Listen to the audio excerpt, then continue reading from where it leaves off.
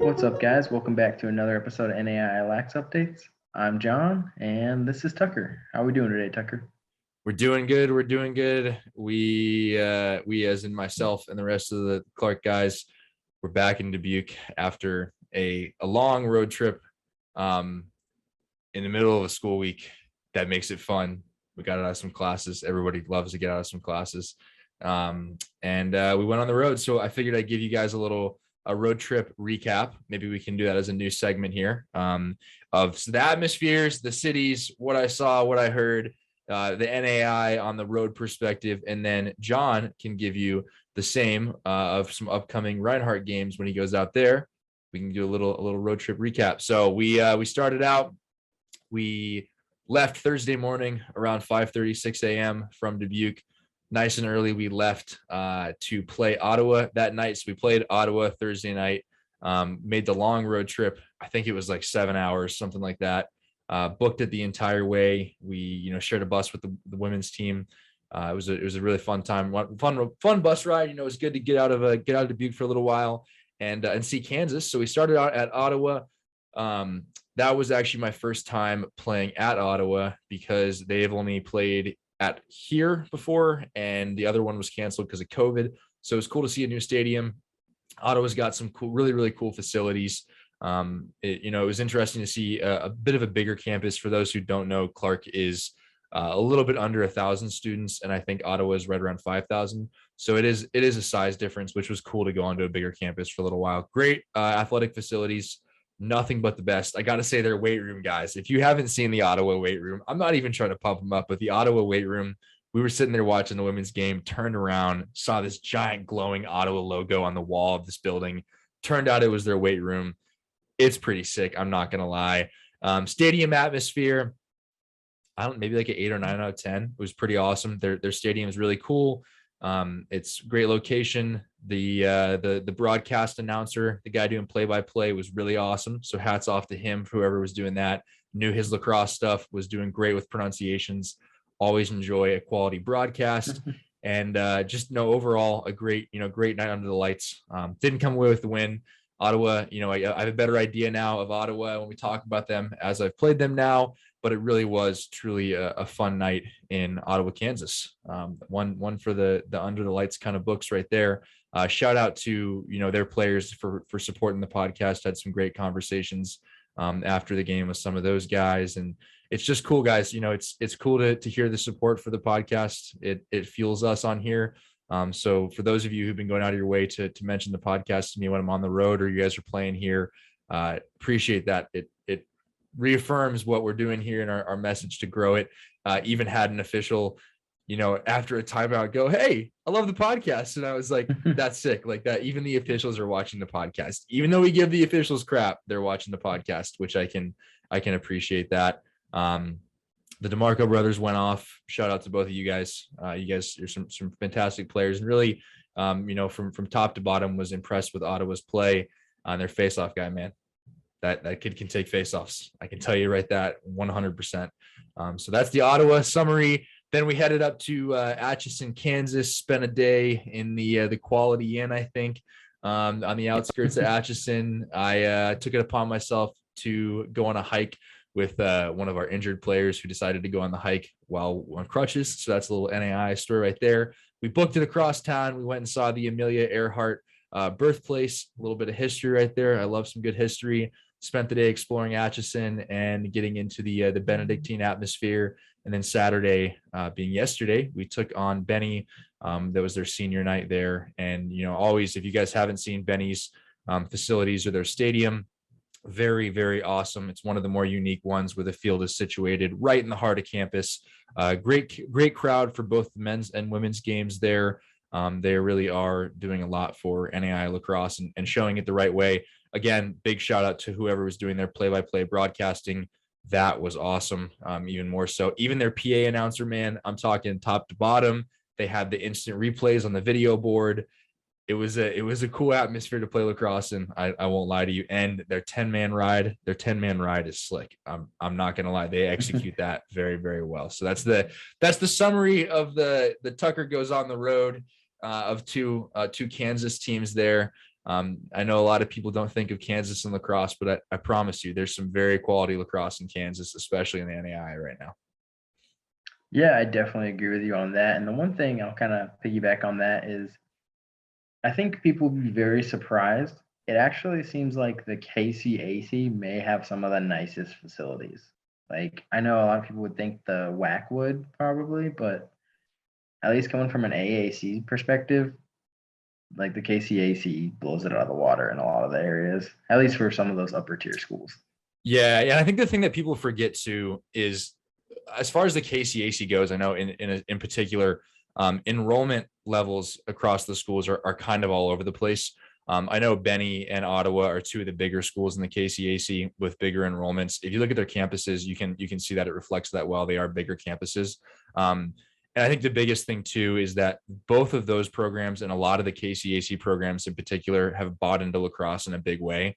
And you can tell that their athletic departments are really supporting KCAC lacrosse through their facilities as well, which is it's a unique thing. Again, you wouldn't, I think if you were just a random lacrosse fan, not aware of NAI lacrosse driving across Kansas, you would be shocked to find some of these stadiums and these atmospheres on game day. Because they really do. They stack up to, I mean, I was even sitting there at Benny's situation in their atmosphere yesterday thinking that it stacks up against a lot of, kind of lower end D1 facilities, and the way they put the game day operations on, it's there as well. I mean, I can speak to Benny had, I think, 3 or 4 cameramen for different angles for the video board and the live stream. And that's something you don't find at a lot of D1 schools. So talk about game day operations. Some of these KCAC schools are really taking it serious. Yeah, glad to hear that. Glad to hear that. And then one final note before we jump into the game portion of our thing. My high school team got a W this week. So yes, that's it. We'll end it on that. Now we can jump into the game portion. Just had to share that news with you. It's been a long time coming. That's a huge dub for you. That's a dub for all of the NAI lacrosse community. For a little bit of our Georgia high school lacrosse to NAI connection there. You love to see that. Fun fact, I was actually good? playing the head coach. So I'm only the assistant on this one. The head coach on the other team is actually an NAI former guy as well, former All-American from Reinhardt, Kevin Berry. Wow. Look at that NAI connection. Yep. That is pretty awesome. Times. That is pretty awesome. Not going to lie. Yep. All right. Back to the stuff that y'all care about. Sorry. We'll get to the portion kind of where we just kind of read some of the scores off to some of the games that are a little more lopsided. Okay. So you want to take it away? You want to do this one? Yeah, just chime in if you want to touch on any of them. We had MVNU 15, Wilmington. I think it's a D3 2. Yep. I'll chime in. I'll chime in one thing right here. This, in my mind, is a dub for NAI lacrosse in Ohio, especially. Wilmington is a Division III school in Ohio, and I know in Ohio, especially growing up there, NAI lacrosse at times can get a bad rap or just misunderstood. So this is good. Anytime that an NAI program in Ohio can get a win over a D3 program in the state, that's a good moment. So that's a cool one there. Yeah, for sure. And then we had William Penn 18, St. Mary 1. Again, St. Mary's probably going to struggle most of the season without their head coach. Cumberland's 22, SCAD 6. The only really thing notable about this one was a little bit of a sleepy start for Cumberland's look like offensively. William Penn 25, Missouri Valley 4. I was coaching during this on my high school game, but obviously I was still watching the William Penn one because helped them out a bit. And it was MVC 4, William Penn 0, and I was like, surely that's backwards. And then so like in the back of my mind during my high school game, I'm thinking like, oh man, are we losing right now? Like what's going on? And then I checked my phone and it's 25-4, and I was like, all right, we got that figured out, I guess. Yeah, that was it. It was a four goal run there for Moval to start it out. Yeah, for sure. And then we had Lords 14, MVNU 7. It's a pretty solid win for Lords overall, I'd say. Absolutely. Got that Cody Carson. Shout out Cody. getting the Lords coaching win there. We had Ottawa 15, Clarke 4. This was the under the lights game that I was referring to, folks, here. was the fun atmosphere. We had Midland 8, Mobap 6. This That was one I was really like I we didn't gotta know talk who would about win it. that one. That was a pretty close one. Yeah, we gotta talk about this one. So Billy's putting together a good team out at Midland. I watched a really good amount of this game from my comfy hotel room in the Quality Inn of Atchison, Kansas. It was back and forth. I was really enjoying watching this one. I don't know any other way to describe this game but back and forth. It was like Midland was on top, I think, if not the whole time, most of the game. But right as they would score, Mobap would fight their way back. That score really well reflects how that game went. I'll be honest with you. But I think that's a statement win for Midland, especially being a new team to the KCAC, getting a win over Mobap and getting a win at, I think it was their home opener as well. So that's an extra big one there in my mind. Yeah, agreed. We had Siena Heights 22, Cleary 2. I had some people mention this one being a bit overkill to me, but I don't know. I'm pretty okay with the 22-2 scoreline from Siena Heights. Yep. Madonna 19, Taylor 7. Benedictine 19, Clarke 3. That kind of ends up the Tucker road trip. Yep, that was the end of the road trip there. Again, very effective 10-man ride. I'll give a special shout out right now. I'm pretty sure he's gonna get excited about this one. Despite the score, Kendrick Shear, our senior goalie, I think he told me he had like a 70% save percentage at the end of that. He saw a lot of shots. And if you guys don't know Benedictine's scoring style, those guys can snipe. Like there were some just gorgeous shots in that game. But shout out to him for hanging in there and getting a save percentage like he did, with a lot of really pretty saves. Yeah, it's a fantastic save percentage anytime, especially against a top 10 team like that. Yep. And then just touching on this one briefly, I still don't understand if it's official or not, just because everything's going down. But I believe Midland has forfeited the rest of their games and has officially closed up shop, so to speak. Morningside. I'm sorry, Midland. It's an M. It's an M. It's an M. Yeah, it's an M. It's an M. Yeah, no, that's the same. But honestly, so what we're hearing, guys, and we won't disclose any of our sources. And we don't know 100% the validity of this yet, as we haven't had an official statement come out from Morningside's athletic department yet. But from what we've heard is Morningside is done as a program. It's really unfortunate. And it's really the worst case scenario of what we expected to see. We touched on this last podcast. We emphasized the fact that we hope that they could just find a way to get through the season and close these, because there are a few seniors in that team, to close out the year for them. Sadly, that is not the case. They did, like you said, forfeit every game of the remainder of the season, which indicates a closure of the program and an end to Morningside lacrosse. Something that we really hoped would be a great spot and turn out to be something good. It does sound like, from what you've heard and what I've heard, maybe there's some hope in the future that it returns. Again, they built a lacrosse only facility on their campus. So you'd hope that there is at least some hope of return down the road. There have been programs in the past that have folded for a year or two and then come back. I know Cleary took a year off and they're back now. I don't think this is like the final straw, like they're done. I know their women's program is still going. So that's the question, is will that have any effect on the men's program? But as of right now, the unfortunate news is they have forfeited every game at Morningside for the remainder of the season, which again changes the playoff standings and just the picture overall for the KCAC. But more than anything, we just feel for those players. Yeah, definitely. And I guess I do feel a little bit more so comfortable talking about this just because I'm not going to name the source, but I got it very close to the program. The coach has announced he's not coming back. That was kind of part of the reason that some of this got expedited, I think, a little bit. But going on to more of the positive on the situation, from what my understanding is, they're also getting I don't know if the person said it was a new president or new athletic director.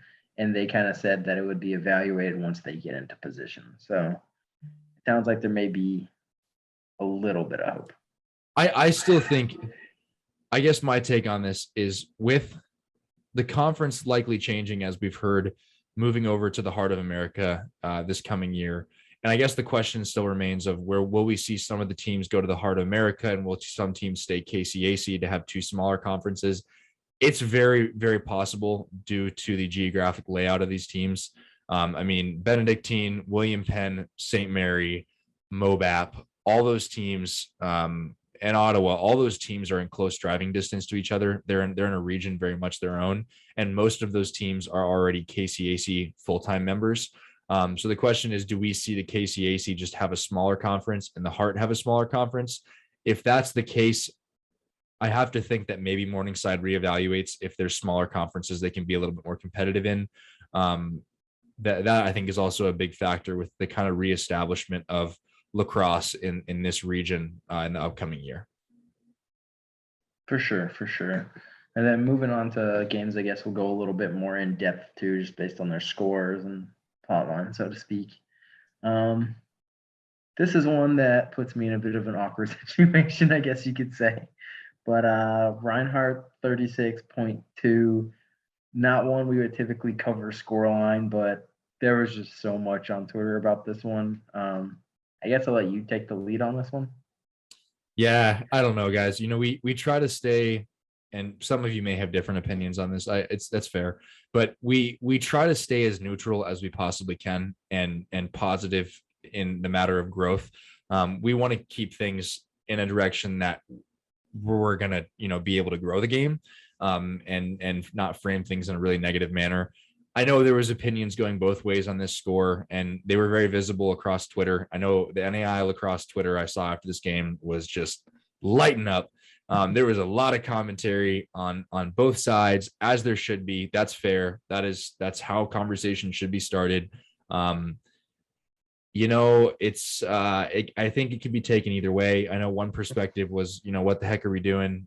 Trying to kill a program off with a score like this. The other perspective was, it's a college level sport. Why should we do this? I can see both perspectives. I've been on both sides of a situation like this. I know how much it sucks on either side. I'm going to be honest with you. Within the matter of the past 3 years, I've been on both sides of the situation, and I can see both perspectives on this. The perspective of, hey, it's a college sport. When we're at this level, why should we have to pull back? I think there's an argument there as well. I can tell you from a personal perspective, I was once told in a college game by an official to slow my shot down because he was worried I was going to hurt the goalie. And my response at the time was, dude, are you serious? This is a college sport. And that's kind of the same thing that comes into effect here is, do we not have the same level of empathy because it's college level, or is it just expected that, you can go as hard as you want because it's a college level? Again, I can see both perspectives. I think both points are valid. I don't think either side is necessarily wrong. Maybe there's a happy medium, but I guess the easiest way to say this one is that both you guys on each side of this argument have solid points being made. It's just whichever way you want to take it more than anything. Yeah, I agree with you on that one. And then this isn't me defending Reinhardt by any means. This is just me having access to players where I can just text and be like, hey, what was going on there? And the short, simple explanation I was given was that even though it's kind of lower on the tier of tiebreakers, the AAC in particular, and it might be an NAI one. I haven't done the whole homework on tiebreakers for conference standings, but briefly it goes goal differential in conference is one. And then later or down the road is goals scored on there as well, and conference as a whole. And at least the understanding that the Reinhardt players went into it taking is there's no cap on that.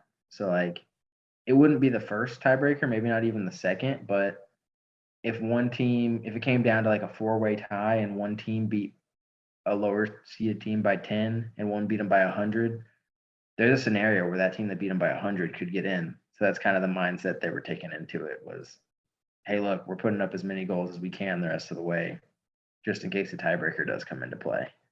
That's a very good point.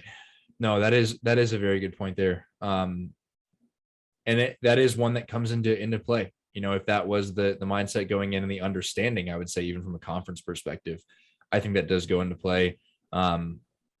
It's It kind of a does seem weird like, rule. yeah, it seems like a little bit of a counterproductive rule, but again, if the rule's in place and that was the understanding going into the game, then I feel like there might be an argument there. Again, that's another argument that comes into play that it's up for you guys to kind of decide this one. We're not gonna pick a side necessarily on this. You guys are the voice of this that creates what you want to create out of it.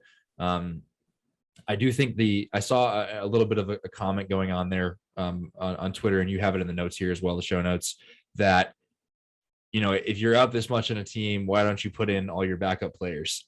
And I guess the point does come into play that Reinhardt doesn't necessarily have a lot of offensive backup players, that they are lower in numbers on the offensive side. So was that an option to put in backup offensive players, and did they?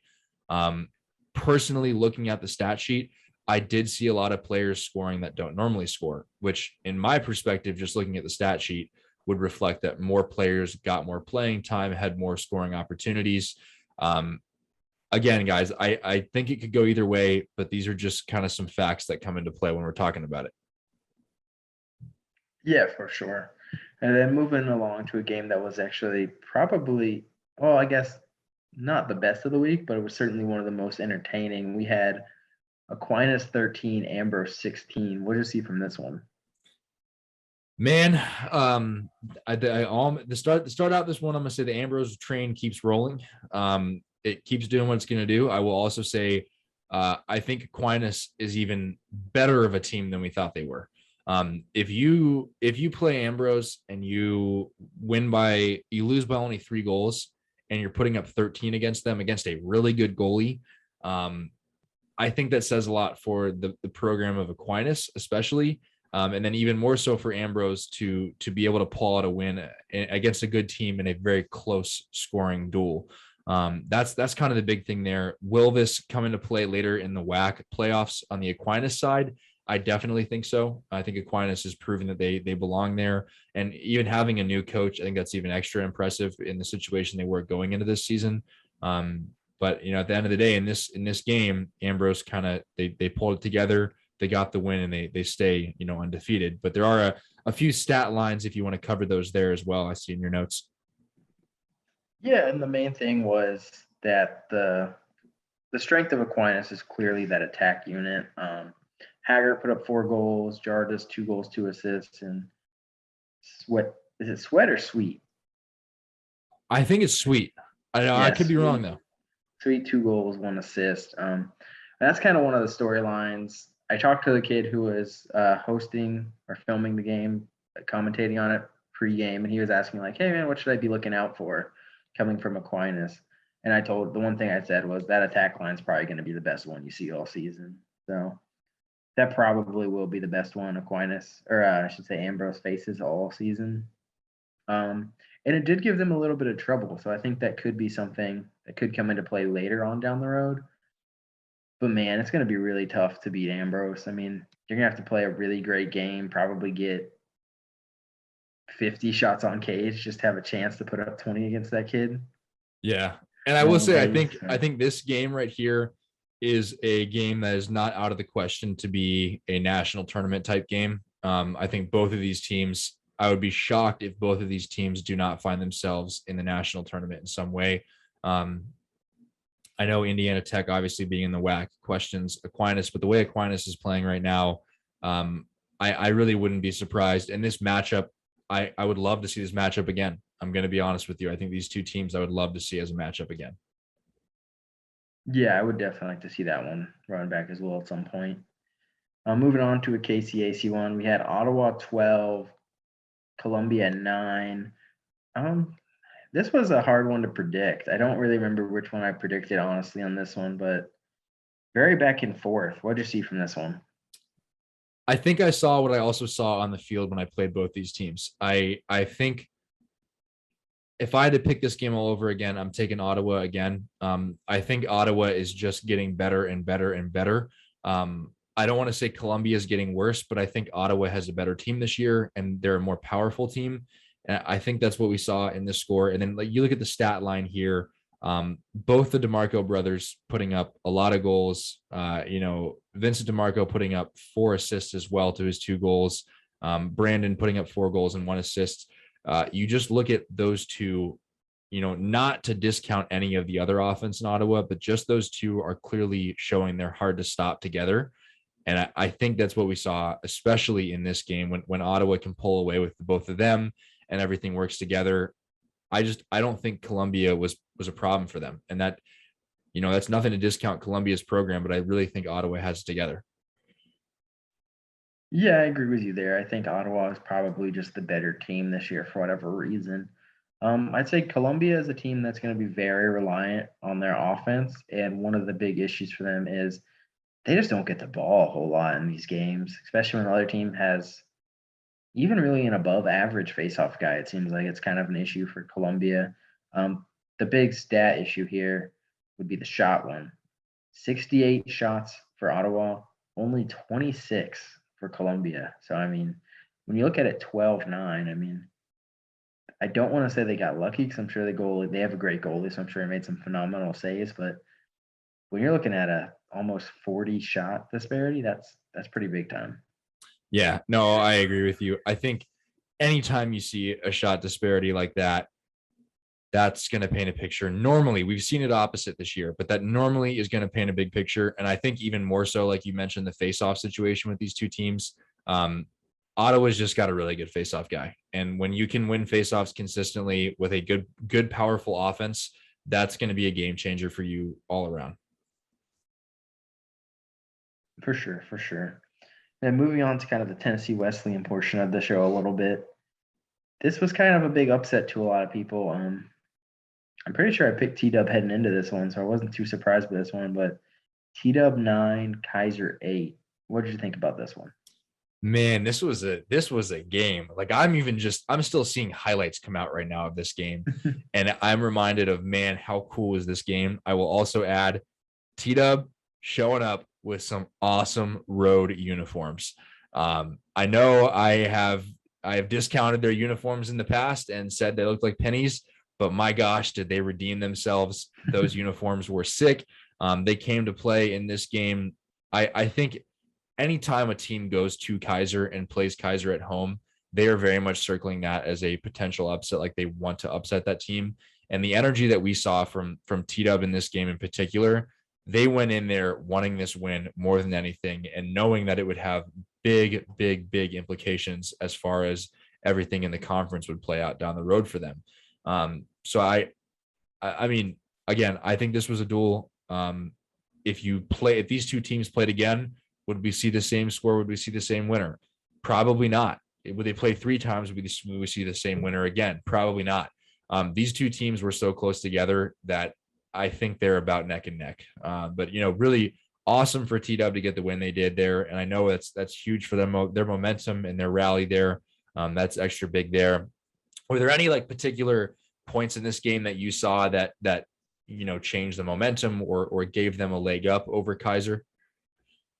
I'd say the biggest thing that kind of caught me off guard was they were down by 4 at one point, and they weren't winning a lot of faceoffs. And as we've talked about with T-Dub most of the year, they're winning games with great defense and great faceoff play. But this was a matchup where we had one All-American versus another, and it just so happened that Kaiser's was having the upper hand in this one.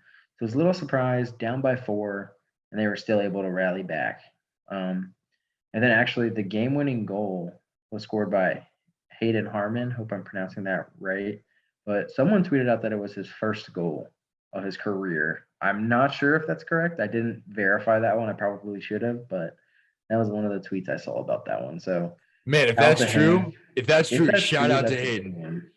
I mean, wow. Either way, just to be a freshman and score the game winner in that atmosphere is crazy. But if it's true that was the first of his career, that's like 1,000 times more important. That's awesome. If that's the case, that's awesome. Yeah, I totally agree. Yeah. And then moving along, we had Ambrose 10, Benedictine 5. I guess you'll be able to give us a little more insight on this one. Yeah, this game I was intending to go to this game. This was one that I really wanted to go see.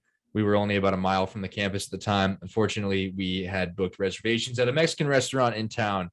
So I was watching on my phone from a mile away of this game happening. I know I've heard from both sides, so I can say this, I feel, in a fair manner.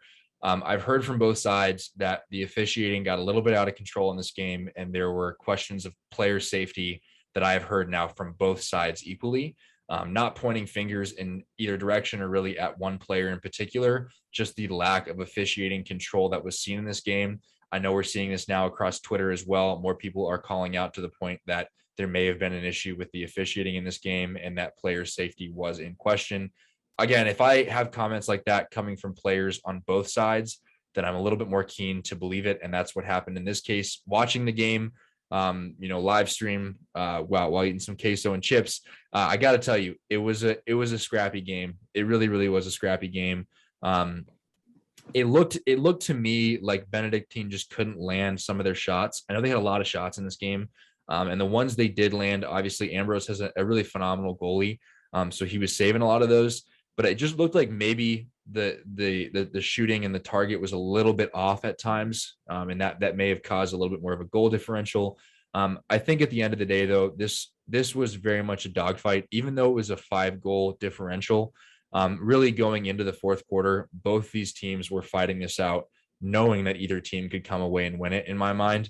And I do wonder, I did see some questionable stuff that I would 100% would expect an official to throw a flag on or talk to a coach about, or at least kind of check on.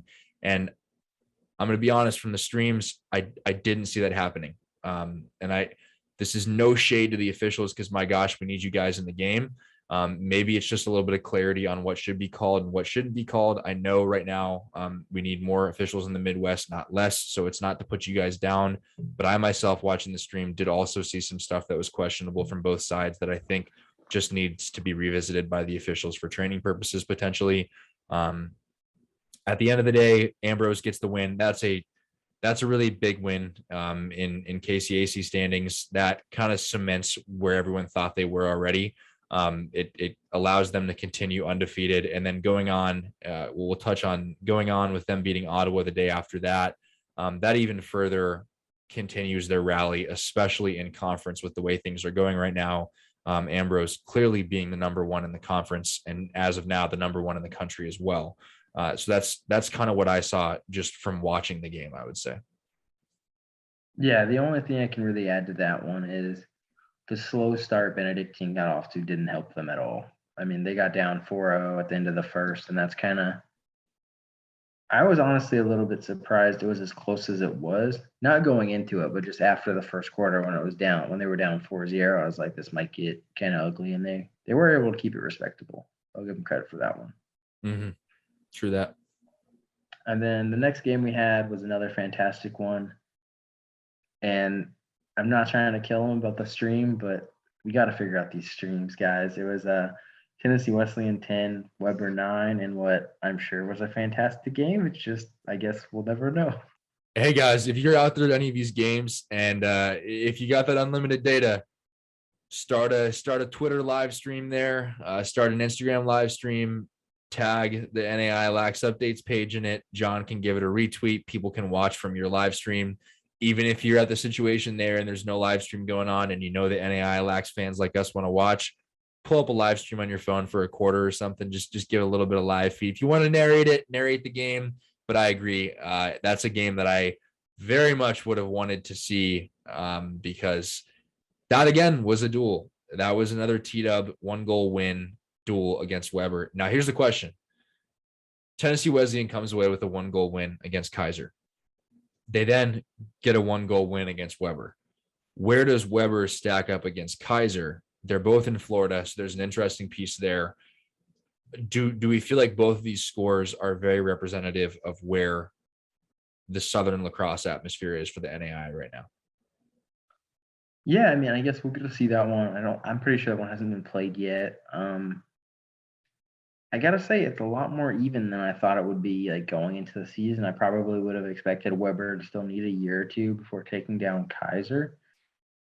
But honestly, I mean, I don't want to give too much away right now, but I'm probably taking Weber. I have to think going into that one. I even wrote kind of in my notes for this one, now Weber has to beat Kaiser. Just because they were ranked 4th going into this one, and a lot of people agreed with it. A lot of people didn't. I'm going to be honest. I was in the camp that didn't. I even spoke to Kaiser, I don't want to say players, but people close to the program, and they were stunned they were 4th. They were like, we 100% thought Reinhardt was going to be 4 and we were going to be 6. So they were kind of surprised to be ranked that high. And then I don't know. I mean, I hope they turn around. I like those guys. I have a lot of respect for the coach. I like talking to him. He's a great guy. But I don't know. They're a little inconsistent right now. And I want to say that comes down to youth. Who do you think you would take in that matchup right now? I'm going to be honest with you. I'm really high right now on Weber and what their program's doing. They've made leaps and bounds in a very, very short amount of time, clearly with a lot of success from their athletic department. I will 100% say I'm going to agree with you. I would take Weber in it right now, because I think Weber's got a punch him in the mouth mentality at the moment, and I also just think that Weber's going up. Like, they're getting better game by game, and this score alone reflects that. So I'll take Weber, and I will expect a close game in that matchup. Yeah, definitely. One thing to keep an eye on for Weber is the last couple games they haven't had their starting goalie. Cordero has not been there the past couple games, and they hadn't really needed him until this one, it looked like, at least to me. So I've heard it's a wrist injury and that was kind of from unreliable NAI sources, just the random Twitter accounts that exist out there. So I guess if we want to take their word on it, we can. I don't really know what to make of that. But yeah, absolutely. And then in this one too, reading off the show notes here, you said this well. Jackson and Q were kind of kept in check, with Finlayson doing most of the goal scoring for Weber there with 3 goals. And that's an interesting thing to know, because we wondered before, if you stop Jackson and you stop Q, or you at least keep them guarded well, is there another player who can step up and score? And that is the case here. And I don't think we're too surprised by that, knowing the depth of Weber and the expectation of their coach. So I think that's a kind of a good sign for Weber right there, that they have a lot of moving parts that all can contribute to the scoring when it needs to happen. Absolutely. Moving along, we had Lords 14, Concordia 11. And this was a game I had no idea what to think of going in. Just Lords kind of had a lot going on in the offseason, new coach and whatnot, players transferring in, players transferring out. I was kind of interested to see what would happen with them. So far this season, they've been pretty solid. I think they're 3-1 now. This game, it looked like Lothan, I'm sorry if I completely butchered that, had 5 goals, which is a little surprising to me. I didn't know a ton about this player. And then Pazat, we know he's one of their stars, had 3 goals, 3 assists. Concordia, on the other hand, still struggling, still winless. That's something I definitely didn't see preseason. I honestly thought they might be a top 5 team this year. So, I mean, I know the Hunter McCarty injury still looms over the program, but you got to think they'll get it sorted out at some point in time. Just didn't happen today. What do you think about Lords overall? Like, I guess in the terms of the WAC perspective, because that's kind of what I'm trying to figure out. You read my mind. I think this is a good point to touch on right now while we're here. I think the way the WAC's going right now, I think Lords is in a lot better position than we expected them to be in. We didn't expect them to be the bottom of the barrel. We knew that wasn't going to be the case necessarily. We saw kind of middle of the pack, but the way things are shaking up for Lords, they could be a top end team. The way they're going right now, there's a potential for Lords to be in the running for, I don't know, maybe like a 3 or 4 spot, something like that. It's close enough now though in the conference that they could even jump higher. They could drop lower. You don't know what's going to happen there necessarily. Right now on the top, I definitely see Aquinas up there. I see Indiana Tech up there. Do we see Lawrence Tech up there potentially? Could Madonna jump up there potentially? But I think Lords is showing a little bit more consistency right now that could secure them a spot in the top end there as things develop for the conference, as the season is at a middle point now. They're showing that this is working for them, and they beat Concordia. And I don't want to say it drops Concordia necessarily lower, but it kind of keeps Concordia where they were going into this game, which is a big piece there. But I think Lords is in a good spot right now in the WAC where we are in the season. Yeah, I agree with you on that too. I probably had them somewhere in the middle preseason, and we're probably looking at right now. I'd probably put Siena Heights at 3, and then kind of Madonna or Lords at 4, kind of thing. Yeah, I So do kind of see pretty Madonna and similar. Lords being neck and neck at the moment. Yeah, and then for Concordia, I really still do think they're a pretty decent team. Like they're probably not going to finish in the top portion of the WAC, but I don't think they're at the bottom by any means. Agreed. I think that's a good way to say that it's just the quality of play and the talent right now that we're seeing out of the WAC. I think even surpasses our initial expectations going into the season. And I think that's a good thing to see. That means the conference is getting more competitive, not less competitive. And I think that's kind of just where Concordia is getting caught up in that changing tides right now. And I think a lot of shocking moments and a lot of shocking scores from teams that they wouldn't have expected and that we wouldn't have expected early on already, that the rest of the conference is just kind of shaking out a different way. Yeah, definitely. And then moving on, this was kind of one. I think of all the games I watched this weekend, this one probably went the way I expected it to the most. And I say that with no disrespect to the team that lost this one, but Indiana Tech 17, Lawrence Tech 7. What'd you think of this one? It went the way I expected it to. I saw a little bit lower margin of goal differential. Maybe I saw it more like a 5 or 7 goal differential. 10 goals. I mean, I'm not like shocked necessarily knowing how good Indiana Tech is. But it's a little bit surprising, I think, just the goal margin there. But Indiana Tech, now that we're seeing a mid or late season form Indiana Tech, I don't think that they're going to take the pedal off their foot off the pedal at all. Like when they have the opportunity to go with the score and create more padding in a score like this against a good team like Lawrence Tech, they're going to. And I think Indiana Tech only gets better. Lawrence Tech, they had to know they were playing a very good Indiana Tech opponent. And really that's just what we saw. And your note about comparing them kind of to how Reinhardt did, I think that's what's happening here is Indiana Tech knows when they have to assert the dominance, and that's just what happened there. Yeah, I agree completely with you. And just a couple of stats for y'all on this one. We had Czech scoring 4 goals, 1 assist, Ryan scoring 4 goals, 2 assists. Lawrence Tech had 38 turnovers, so got to figure that had something to do with this and a big one. I mean, I'd say ideally at the NAI level, anything under 17 is probably fair to assume. Yeah. Once you really hit that upper 20s, 30s, it's very hard to win. Like, yeah, and I guess my question here too is, I'll be honest, guys, with not having DAX stats around this year and everything being moved over to Presto Sports, we know the growing pains of Presto Sports already, that it's not the best, especially for lacrosse. I'm also noticing that because we're not on DAX stats anymore, we're not getting more detailed stat lines to understand where those turnovers occurred.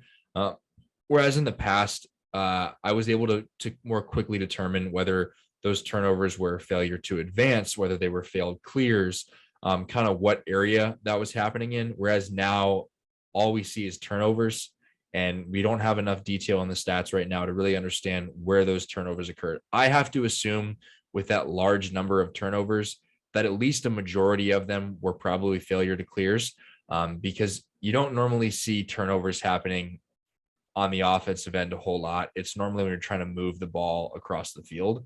And I have to assume at least a bunch of those were failures to advance.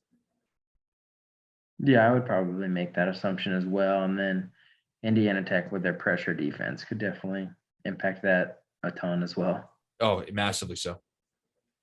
And then the final game we covered this week was Ambrose 17, Ottawa 7.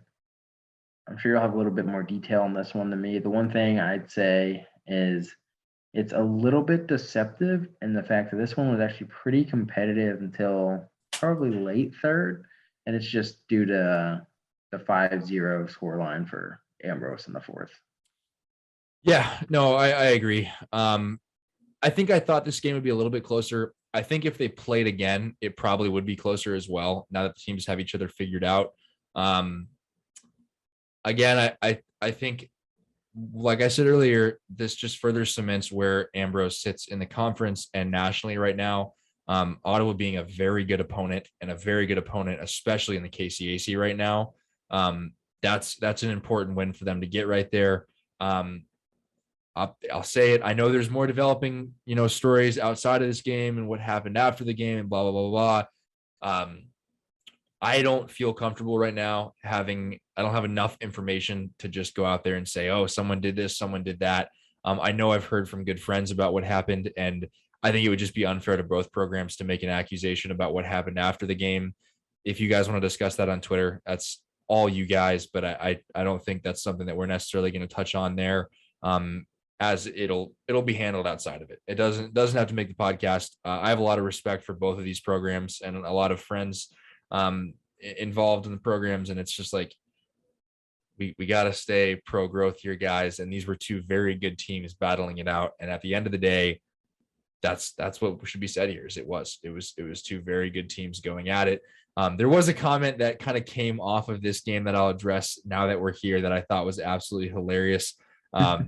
This comes from the Lacrosse Film Portal. So shout out to you for this comment that definitely had John and I both laughing. It was at KCAC Sports. The community was generous enough to put together a montage of clips for your officials to study. Hold them accountable before we take this to the court. The people are fully prepared to present this to Judge Vance and Tucker, Prosecutor LaBelle. # bingo. I thought this was pretty funny. Dying. I'm not gonna lie. I read this and I was just wondering how you were reacting to this, because I knew we were both just laughing so hard at it. But this was one of those comments that if you ever comment something like this, we're going to talk about it in the podcast, because it was absolutely hilarious and it was well thought out in format. So whatever, I know there's a lot that happened this weekend that this could be attributed to, but this was funny. So I have to give a shout out to the Lacrosse Film Portal for that tweet. Yeah. And if anything, it just means I'm going to have to change your name in my phone to Prosecutor LaBelle from now on. So. Hey, maybe if this tweet gets some more traction, guys, and the comedic value in it does return, maybe I'll make a graphic with our faces stitched over a prosecutor and a judge in a courtroom. Forget Judge Judy. This is so Judge Naia Lax right here. That would be a good segment, honestly. That'd be a great segment. That'd be a really, really good segment. I would be all for that segment right there. So a little bit of comedy to give you guys some closure on the scores there before we move on to the picks. And guys, we appreciate those comedic moments you guys present on Twitter related to the podcast. We love that you're watching and listening and finding comedic value in what we do. That's important. That's the important laugh at the end of the day. All right, picks for the week. I'll read them off. You give me your starting opinion, and then I'll give you mine. All right, first up, Cumberlands and T-Dub. This is a good one. What do you got? Man, I'm really torn on this one, and I don't know. I'm going to make you pick first on this one. I want to see where your head's at. Woo! Okay. I'm taking T-Dub, man. The only reason – okay, listen. I think this is about as even as a game as we could look at.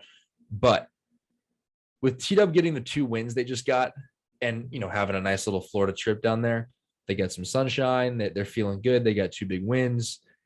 I'm taking T-Dub because of that. I'm taking T-Dub because they're on a momentum shift right now. So T-Dub all the way in this game. But I guess I should also add it could go either way. Yeah, and kind of what I'm thinking is, who do I think is the more talented team? Cumberlands. Do I think Cumberlands is giving Tennessee Wesleyan the utmost attention this week? I do not think that at all. I think Cumberland's giving T-Dub 20% this week, honestly.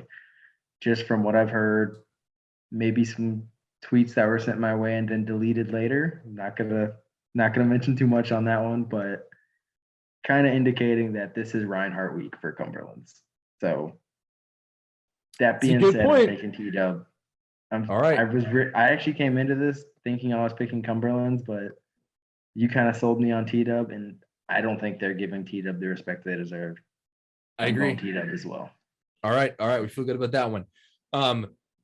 Boy, this next one is going to be a huge determining factor in the WAC and the standings and national standings, really, too. Aquinas and Indiana Tech. Who do you got? I'm taking Indiana Tech. They're just on a roll right now. Would I be shocked if Aquinas won this one? Not at all. I mean, Aquinas is going to light up Indiana Tech's defense a good bit. I feel comfortable saying that. It's just, I think Indiana Tech's going to do a little bit more damage to the Aquinas defense.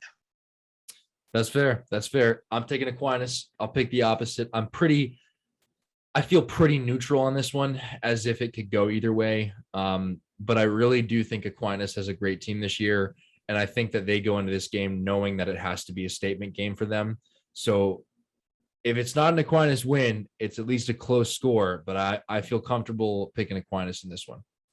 So we'll move on from there. Siena Heights and Lords.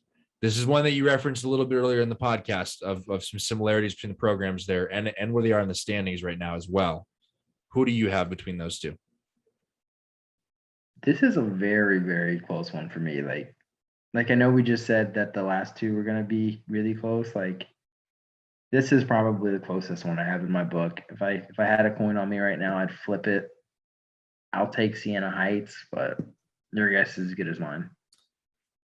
Oh, man, again, this is one that I feel pretty close on. And this is a determining game for kind of the middle upper tier of the WAC right now. I'm going to take Lords on the expectation of we don't know exactly what to expect from Lords, but we know they're playing quality lacrosse. I'm going to take Lords in this one. I'll take Lords. We'll pick two opposite ones.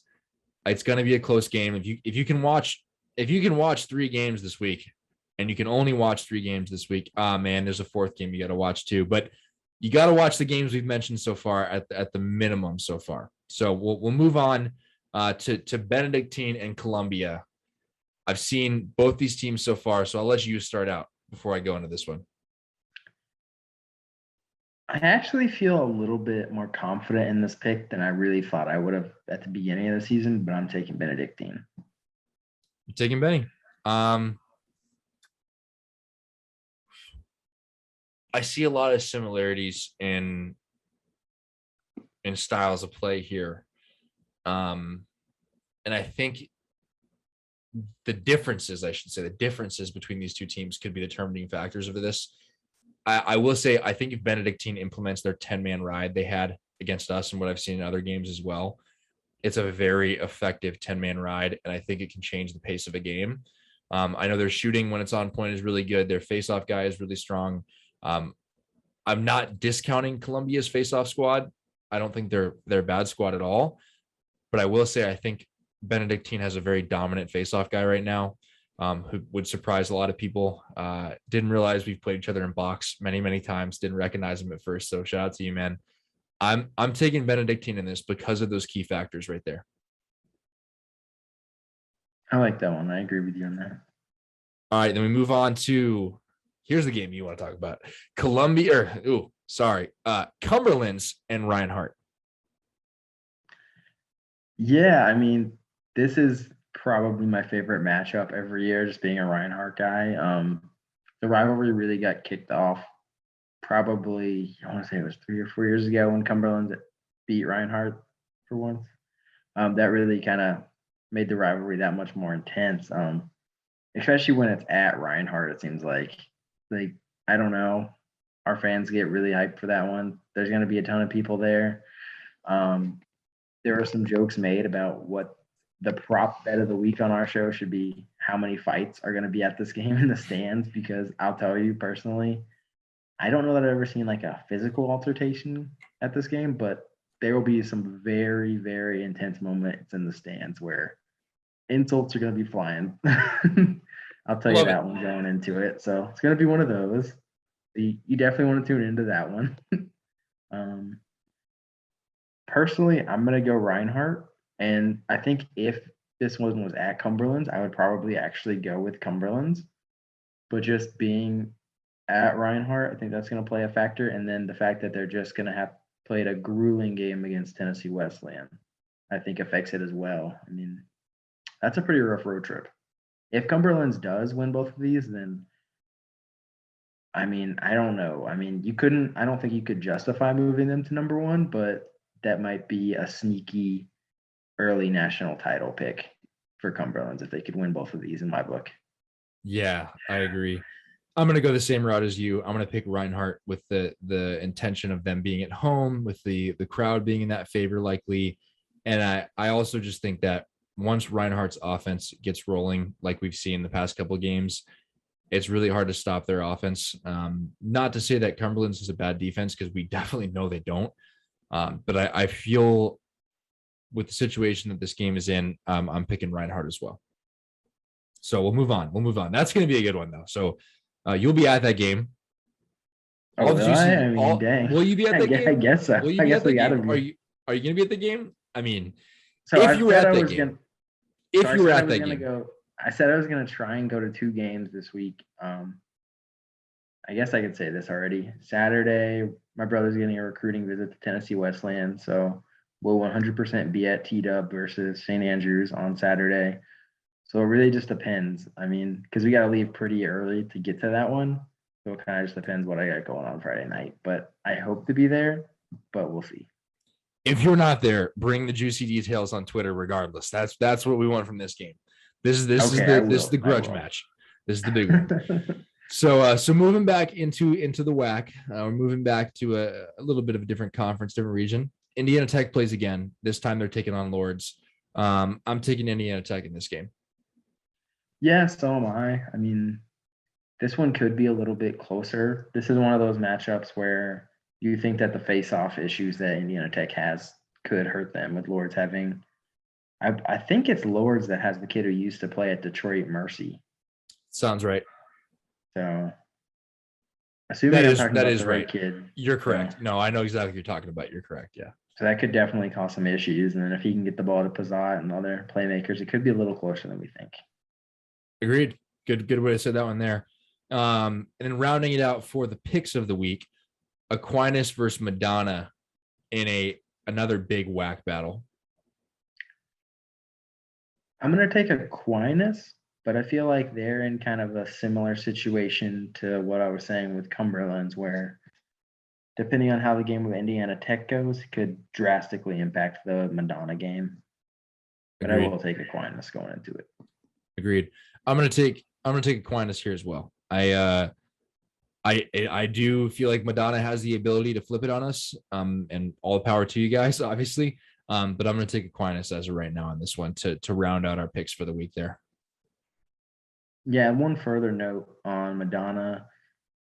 I didn't get to catch their game this week live, but I did see in the starting lineup, I didn't see Gingell or Keelar at attack. So, which that's huge. I mean, if you know anything about those two guys, that's over like 300 career points for them. So maybe they were just starting as a sub this game, but I don't know. I'll have to go back and look and see if they played later on in the game, but I didn't see them in the starting lineup. So definitely that's interesting. To keep your eye on. Yeah, that's interesting. Good. Do you want to move over to the Twitter portion, kind of whatever you saw that you thought we should touch on? I ran a couple polls. Stuff like that. Yeah, let's go to the Twitter portion. I'll open up here with I'll open up with a commitment that I made to referring to a video. This is a cool part as well, guys. We were sent several video clips this week for us to comment on, share our opinions on. I love that. If you guys want to tag us in more video clips that you feel have educational value to the podcast, please do. I'm not going to put these up on the screen for the podcast just because we don't have rights to the video right now. I know you guys wouldn't think that would be an issue, but I promise whenever you share a video of another university's program, privacy and rights comes into play. So we'll refer to it here. This was tweeted at us from Jack Trush. Shout out to you, man, for obviously being an active listener and send something our way. If you want to send us video, guys, go for it. We'd love to share our opinions. I think you've seen this one, John. It is the Benedictine Ambrose game The question was, is this a push with possession or a no call like it played out in the video? What did you see from that? And in your lacrosse experience, what did you think? So I saw a multitude of clips in this week in regards to just kind of the similar types. It looks like the player just gets possession and then gets hit from behind. So I would have called a flag on that one because it looked like he secured possession. I mean, it was close, but I thought he had possession for about a half a second when he got hit in the back. Yeah, I'm kind of on the same page. This is a hard one to comment on. I'm watching this right now on repeat on my phone as we're talking here. The official is standing maybe 2 feet from this as it's happening, looking directly at the play, bent over, clearly waiting for it to watch what happens at the midline. So I don't. It was a split-second decision for him. Obviously, it could have gone either way. I agree with you that I think the player did have possession. I think it was clear that he had possession for several seconds. He picks up the ball, stand up, begins to go through his first cradle, gets hit from behind. I'm going to lean that this is a push with possession. I think the player did have forward momentum on his own body already that could have led to him falling over. Regardless, I do see the Benedictine player extend his hands forward, which would lead to a push with possession right there as the player had the ball, in my opinion, long enough, and the Benedictine player did extend his hands. So I'm going to lean push with possession. Do I think it could have gone either way? Yes. Is that a major learning point for a KCAC official? I don't necessarily think this one was. I do think anyone with lacrosse knowledge seeing this probably would err on the same side that we did. But that being said, I think the official has the discretion to make the call either way he wants, and that's just what their role is. The more I watch it, the more I just feel like he had possession. He was beginning to cradle, and that's my call right there. The next one we saw there was another clip from the lacrosse film portal. It seemed to be bringing up the exact same question of, kind of a push with possession type situation. This was between, I believe, a Benedictine and Siena Heights game here. I didn't see enough of what was being referred to, I guess, in this one here. It appears to be in the beginning of the clip. And if you guys want to follow along, just go to the Naia Lax updates, go to John's page. You can see where we were tagged and all this stuff to look at the videos we're referring to. I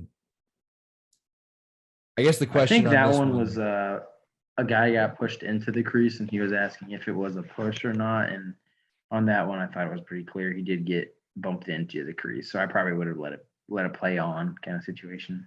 Yeah, I would agree with you here that I think, yeah, that player definitely got pushed in the crease. No doubt about that there. Yeah, so that's two calls right there, guys, that after revisiting them, we have opinions on. I don't know that the official was as close to this push as he was the other call that was being referred to, but both of them seem pretty clear. When a player goes to extend their arms that far, and those who have played against me know that I'm guilty of this 100%, but when a player goes to extend their arms, and especially when their hands are wide and you can see them extend to push a player forward, there's a push happening there.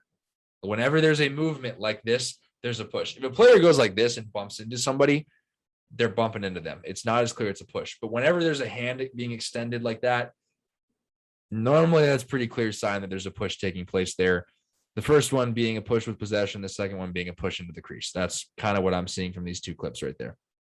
Yeah, and coming from a defenseman perspective, if I think I can get someone into the crease and kind of get a freebie, I will definitely take that opportunity. And I will let the ref know, like, hey, he's in the crease. You didn't see that? Like, what's up? And absolutely. You got to play it. You got to play with the refs. Like, that's just a fact of it. Whenever you go into a game, every player, they're lying if they tell you they're not trying to feel out the refs and know what they're going to do. Because that's part of the game. You have to know their tendencies and what they're going to be consistent and inconsistent on right there. So two great clips sent in by Jack Trush in the lacrosse film portal there. Thank you guys both for sending those in. Love commenting on that and giving any opinion we had. I know both of those clips sparked even more conversation in particular about KCAC officiating. I've seen it both ways in the KCAC. I've had really, really good officials, and when they're really good, they're even better than really good. They go above and beyond.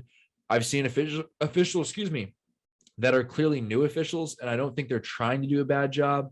It's just lack of training. And to be honest with you guys, there's few and far between officials that are certified for the criteria of college lacrosse in a lot of the Midwest areas where these games are taking place. I know a lot of these officials probably did a lot of club games prior to. It's right now we need to get more officials, not less officials. The instances where we're saying the officials did a bad job, those who are calling just for more education, that's the correct take on it. Just educate them a little more. They're out there to perfect their craft and get better, just like we are as players. So push them to just become more educated. Don't push them down to stop officiating is what I would say right there. Yeah, for sure. And I guess moving on a little bit, I ran a couple of interesting polls this week. One of them, kind of a midseason check-in. How many AAC teams do you think will make the nationals? The choices I gave were 3, 4, and 5, and some people said I should have given the option of 2, but I'm going to be honest. Personally, I don't see a scenario where only 2 of the AAC teams make it, just because they have at least Weber and T-Dub, who are probably going to be kind of the 3 and 4 range, have significant out of conference wins over some of the teams who are probably lurking right behind them. 50% took 3 are going to make it.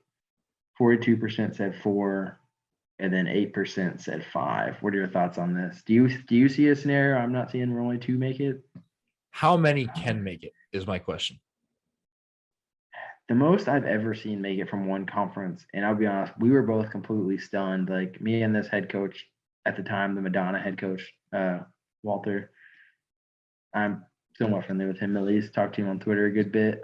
We were kind of texting back and forth that when they were kind of going to be the 8th seed that year, I think that was 2 seasons ago, maybe 3 seasons ago now. But they were kind of 4th in the WAC, and he said, "There's no way we make this in, right?" And I'm like, honestly, I don't think you have a chance getting a 4th team in there. And then lo and behold, we were wrong. They did put in a 4th WAC team. So, I mean, if they're willing to put in 4 WAC teams that year, I don't see a reason that 4 AAC teams couldn't make it this year. And how many I think teams, 5 might be a little bit hard. How many teams make it in total to nationals? 8. See, that's where it comes into question. Okay, so we look at the outside factors here. Ambrose is in. Okay, Ambrose is in. Indiana Tech is in for sure. That's 2 of your 8 right there. Okay, so that leaves 6 more spots. Where else do we see that? Where else do we see teams getting in? I think the 2nd seed in the KCAC would get in, obviously. I feel confident that the 2nd probably right now is going to be, I would lean Ottawa or Benny. So one of those 2 there. So that's 3 out there. We have 5 spots. Aquinas, they're off the shelf there. We have 4 spots left. That's just, we're talking minimum right now of 4 spots.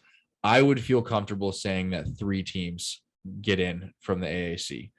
What 3 teams that will be right now is in question, with the exception of Reinhardt. So Reinhardt's in right now, in my mind, of those 3 there. Kaiser, T-Dub, potentially, if Weber picks up, or Cumberland's is in there as well. I would put Reinhardt, Cumberland's, but that's when the 3 and 4 come into place. I could see either Weber picking it up big time, winning the rest of their games kind of situation. Weber gets in there. I could see if Kaiser turns around, Kaiser getting in there. If Tennessee Wesleyan would have to do something drastically different than the way they're going right now to not get in there. But that's the thing. I don't see less than 3 teams getting in from the AAC. I would almost lean 4. I almost feel like 4 would be a more comfortable number. Could I see 5? I could not see 5 right now because of the way the rest of the conferences are going. That's the only reason why. I think 3 to 4 teams get in. Where are you with those, and what teams would you put in right now? I'm pretty comfortable with 4 right now. I'm going to be honest. And I gotta say, I would almost be more comfortable with 5 than 3. And I know I'm not even trying to sound like an AAC homer. I just think that, so right now, if Weber was the 5th right now, the reason I say that is they have a big head-to-head blowout win over Siena Heights, which will come into factor, as Siena Heights would probably be that 3rd WAC team getting in. And if you want to take it one step further, I'm pretty sure Siena Heights blew out Benedictine. So just my mind, there's no way I take Benedictine over Weber or T-Dub right now. So I agree. I would almost end up taking them over a second KCAC team right now. Yeah. What is it? It's the regular season winner is an automatic bid, and the conference tournament winner is also a bid. And if it's the same team from those two, then the second team would fall into effect. So is that for the KCAC this year? That's I'm pretty sure that's the KCAC if I remember correctly. Those of you watching, correct me if I'm wrong, but I think it would be a scenario like if Ambrose. Okay, I was unaware of that. I didn't know that was a thing this year. Yeah, I'm pretty sure the way it works, at least KCAC from my understanding, is say Ambrose wins. This is a hypothetical. Say Ambrose wins the regular season out in the KCAC, right? They go on a tournament play. They also win the tournament out. Well, then who's the team that is in that final of the conference championship they're playing? Because that would be the second one. Right. Okay. So see, that would be something that would change things a little bit. And that's kind of where my mind comes into play. So we have 3 conferences right now. And if that's the standard rule across conferences, that there's a minimum of 2 that get in from each conference, that would account for 6, 2 of which would be AAC. So a minimum of 2 would get in. And we already know more will get in from the AAC, which then would lead, to your point, could be 4 or 5 type situation. Yeah, I'll say 4. I'm 90% sure, even if it was like. Actually, I guess it would have to be if it's the way that I think. If it's that way, it has to be 3 or 4. Yeah, but I just don't see the way that anyone would allow it to be 5. And I hate to say the word allow, but this kind of brings me to one final topic that some people were saying, that maybe we need a committee vote, like outside committee vote for the nationals, just so we kind of take it out of the coach's hands. Just, I don't want to say things can get a little political, but when you have 2 people from each conference, it kind of skews things a little bit. What do you think on this one? I think we got to do what big lacrosse does. We got to do what D1. If we're gonna grow, we need to emulate the bigger conferences, the bigger leagues. And from my understanding, the coaches are not voting on who gets in to national tournaments for the NCAA. I think the coaches should definitely have a say. I think the heads of conference should definitely have a say. I think, to be honest with you, I think maybe even the lead officials from the conferences should have a say. I think it's important to have all facets of the game involved in the voting process, especially when it comes to a national type of thing. Are there maybe 2 different polls? Are there maybe 2 different sets of votes that go into play to create a common ground? Maybe that's the case. I don't foresee the NAI being able to grow if it continues the way it is right now in the voting structure.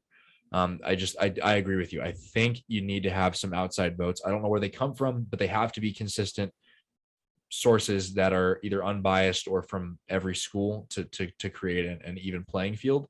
But I do very much think that you have to have more people voting than just coaches. Yeah, I agree with you. And I guess kind of to counter our own points, the one thing I did say to someone who mentioned this was that my big concern with bringing in a committee would be just like, let's say we just took even the D1 committee and said, hey guys, here's the outside facts for the NAI, like make it happen. True. They would really screw that up, I feel like, just because they may see a 10-3 KCAC team with not too many quality wins, but beat most of the conference kind of thing and say, that's a top 4 team, when in reality, they might not have like the quality of wins kind of thing. That's a very good point. You bring up a good point there, that if you're not an avid follower, watcher, disciple of NAI lacrosse, then you don't necessarily have enough insight, I think, to make very, very important voting decisions like that. I will say that right there. That's a good. I mean, yeah. And I know obviously we're not in a position where we could help out in this, but I mean, I wish I could. Yeah. Is it time for a media poll? I think it could be. I think we're getting to the point now we could have something like that. I do. I think it'd be really cool. I mean, right now, obviously the media poll is your polls that come out each week that you've created. That is the media poll right now in the sense. Do we elevate the idea of a media poll? Do we working with our boys at Lax All Stars? All that's potential. All that's potential right there. I will also add, if anybody from the NAI is listening right now, because we know you are, if any of you are listening right now and you have any type of pull, get us out to nationals this year. Get us to do some podcasts on site, to do some live reporting, to do some NAI lacrosse media, because we would love to be out there at nationals with you guys this year, enjoying it, taking it in, and creating some content like this. So just a quick plug to put in the back of your mind.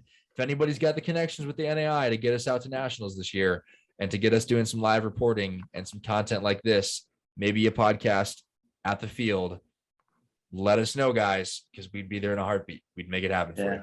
I mean, maybe even some commentary on games. I don't know. What do y'all want to do? But I would be down for anything. So we could do player interviews. We could do commentary. We could do whatever. So yeah. That's right. That's right. Just some food for thought there, you know? Yeah. I don't know who could make this happen, but it's not going to be us. So somebody else make it happen for us. That's right. That's right. All right. Any final thoughts, John? It's midnight here now. I got to be at work in 7 hours. So I think we're going to wrap it up. Wonderful. Wonderful, guys. Well, follow along with all the content and the games this upcoming week. There's a lot to take in, a lot to watch. And until then, guys, stay well, stay healthy, and we'll see you right back here in the YouTube world in 1 week.